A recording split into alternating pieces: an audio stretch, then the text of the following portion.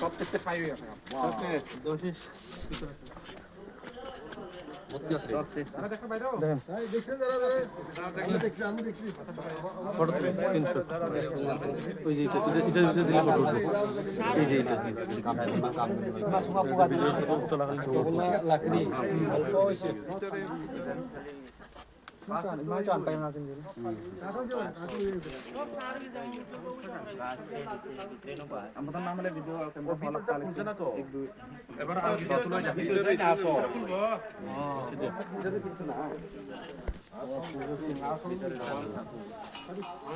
সবাই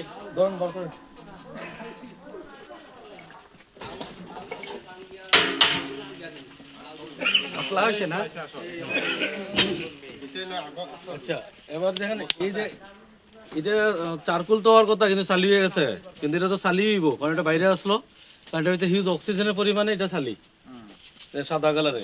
এটার ভিতরে কিন্তু গাছের কোনো উপকার নাই, না কোনো গাছের উপকার আছে। এর ভিতরে কার্বন আছে হয়তো বা 10 থেকে 20% আছে, আর মোস্ট অফ দ্য এটা ভলাটাইল ম্যাটার আর ময়েশ্চার এখানে।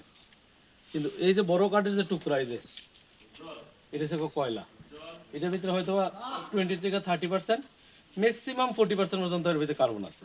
এটা হচ্ছে মোটা কাঠ দিছি তো যার লেগে কয়লা টিকে রয়েছে। যদি আমরা ছোট ছোট স্টেবেল গুলো দিতাম, মানে লাকড়ি জিংলা দিয়ে দিতাম, তাহলে এটি থাকতো না, হইলে সবটি এরকম হয়ে যেত। তো চলুন এখন ভিতরে আমরা দেখি আমরা চার হয়েছে কিনা।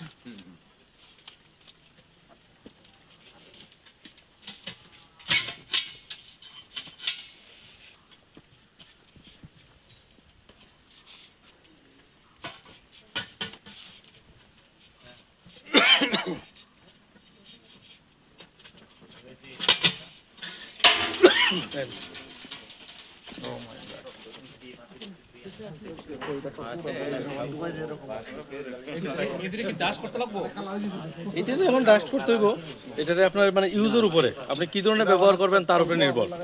গ্রানুয়াল প্যালেট যেভাবে হয়